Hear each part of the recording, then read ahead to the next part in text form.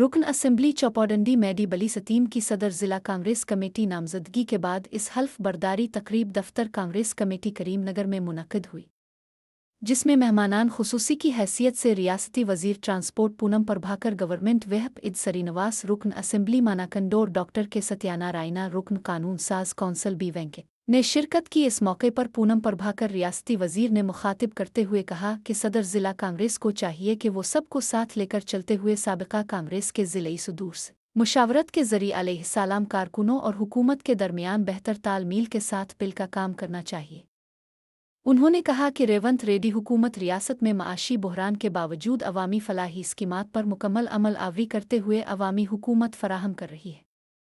कबल अजी NTR मुजस्समा से नौमुंतखबा सदर जिला कांग्रेस मैडी पली सतीम, रुकन असेंबली चौपौडंडी और इंजन कुमार सदर सिटी कांग्रेस को खिली जीप में सवार कराकर जुलूस की शक्ल में पार्टी ऑफिस लाया गया, जहां पर हल्फ बर्दारी तकरीब मुनक्किद की गई थी।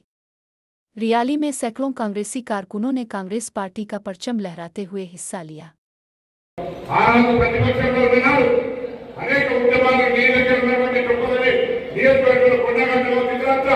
అనేక సమస్యలు ఏకంగా పోరాడము ఇలా అధికారంలో వచ్చిన తర్వాత ఆ సమస్యలన్నీ పరిష్కరించడంతో పాటుగా ముఖ్యంగా కాంగ్రెస్ అంతగా ఉంటే మనమందరినీ కూడా ముందుకు తీసుకుపోయే విధంగా కార్యాచరణ ఉండాలని కోరుకుంటా ఉన్నాం.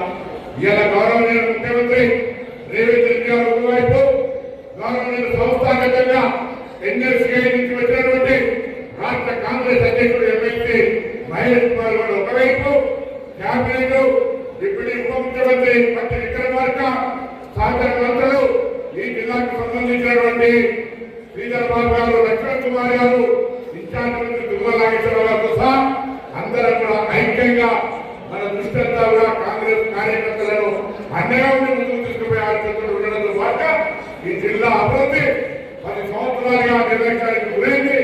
ఇలా విద్య, వైద్యము, వ్యవసాయము, ఇరిగేషన్, పరిశ్రమతో పాటుగా అన్ని రంగాల్లో తీసుకోవడానికి అందరూ కూడా ఐక్యంగా ముందుకు పోతున్నామనే మాటలు సందర్భంగా మనం చెప్తున్నాం.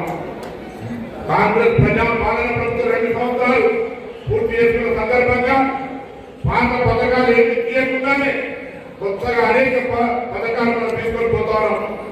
గత ప్రభుత్వం ఆర్థిక సంక్షేమాన్ని ఈ ప్రభుత్వం నడవడానికి వీలైనంత ఆర్థిక సంక్షేమంలో పడేస్తే కూడా రేవంత్ రెడ్డి గారు క్యాబినెట్ అహర్నిశలు కృషి చేస్తూ నూతనంగా రైతు రుణమాఫీ కావచ్చు, బోనస్ కావచ్చు, 62 ఉద్యోగాలు కావచ్చు, ఉచిత బస్సు కావచ్చు, 200 యూనిట్ల ఉచిత విద్యుత్ కావచ్చు, కొత్తగా రేషన్ కార్డులు, సన్నబియ్యంతో పాటుగా 10 సంవత్సరాలుగా అహనా పిల్లల కోట శ్రీనివాసరావు ఇచ్చిన మాట ప్రకారంగా ఇళ్లను కట్టడానికి పరిస్థితుల్లో ఇలా నియోజకవర్గానికి 3500 ఇళ్లతో పాటుగా వడ్డీ రుణాలు మహిళలకు, అదేవిధంగా అన్ని రకాల కార్యక్రమాలు కొనసాగించే ప్రభుత్వానికి ప్రభుత్వ కార్యక్రమాన్ని ప్రజల దాకా తీసుకుపోయే బాధ్యత జిల్లా కాంగ్రెస్ అధ్యక్షుడిగా ఉందేనే మాట సందర్భంగా స్థానిక సంస్థలు ఎన్నికలు అయితే ఉన్నాయి.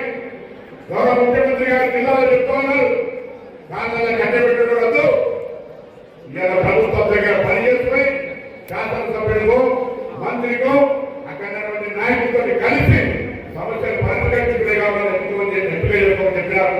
ముఖ్యమంత్రి గారు చాలా కష్టమైన ఒక కఠినమైన నిర్ణయంతో ఈరోజు గ్రామీణ ప్రాంతాల అభివృద్ధి కావాలి.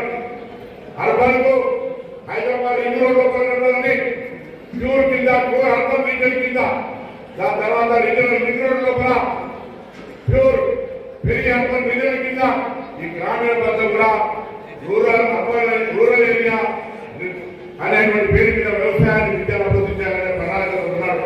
వాటి ప్రాంతాలంతా కూడా తప్పకుండా అన్ని రకాల అభివృద్ధి చేయడానికి మనందరూ జిల్లాలో 7 మంది శాసనసభ్యులు కూడా అందరూ కూడా కలిసి ఎమ్మెల్సీలు, కార్పొరేషన్ చైర్మన్ అందరూ కూడా జిల్లా అభివృద్ధితో పాటుగా కార్యకర్తలు, సీనియర్లు, కాంగ్రెస్ పార్టీలో జీవితాలు గడిపినటువంటి వాళ్ళందరికీ కూడా ఈరోజు అవకాశం వచ్చే విధంగా అందరూ కలిసి ముందుకు పోదామని మాట అడిగేస్తున్నాం. ఒక మాట మాత్రం వాస్తవం, ఈ జిల్లాకు సంబంధించి గతంలో సిరిసిల్ల చేనేత కార్మికులకి సంబంధించి బకాయిలు పెట్టిపోతే, లేదా ఇరిగేషన్ ప్రాజెక్ట్ పరంగా కాళేశ్వరం లాంటి అప్రతిష్టేటువంటి పరిస్థితున్న ఎన్ని కార్యక్రమాలు జరిగినా ఇవాళ మా ప్రభుత్వం, మన ప్రభుత్వం, ప్రజాపాలన ప్రభుత్వం రేవంత్ రెడ్డి గారి నాయకత్వంలో ఉన్నటువంటి ప్రభుత్వం అన్ని రకాల ప్రజానికానికి న్యాయం చేసే విధంగా ముందుకు పోతుంది. ఇదే అంశాన్ని క్షేత్రస్థాయిగా తీసుకోవాలని సందర్భంగా కోరుతూ ఆర్గనైజేషన్కి వచ్చినాం. ఆర్గనైజేషన్కి వస్తే ఇంతకు ఆర్థికంగా వ్యక్తులతో సాగించారు. పార్టీని నమ్ముకుంటే ఒకరోజు ఆశ్రయం కావచ్చు.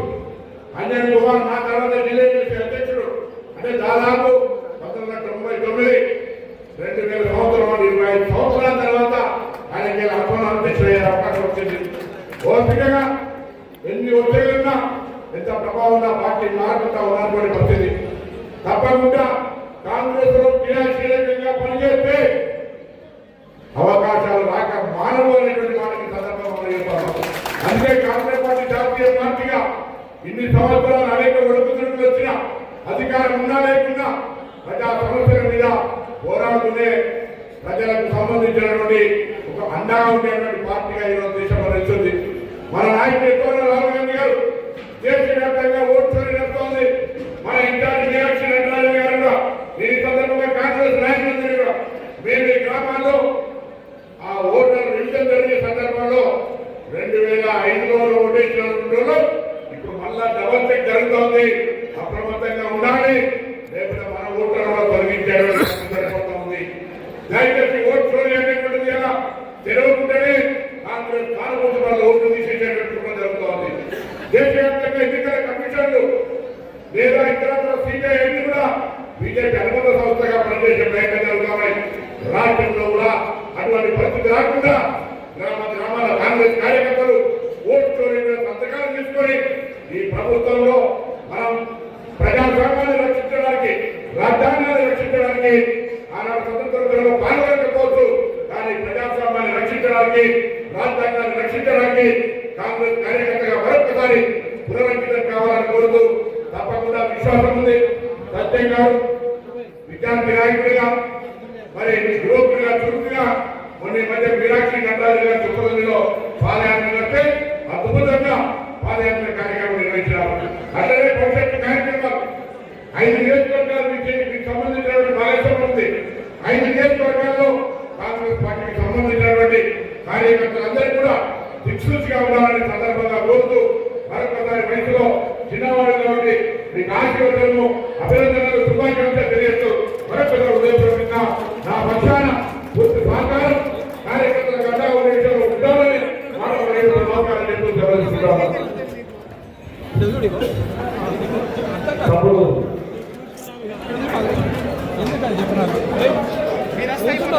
మీకు వస్తాయి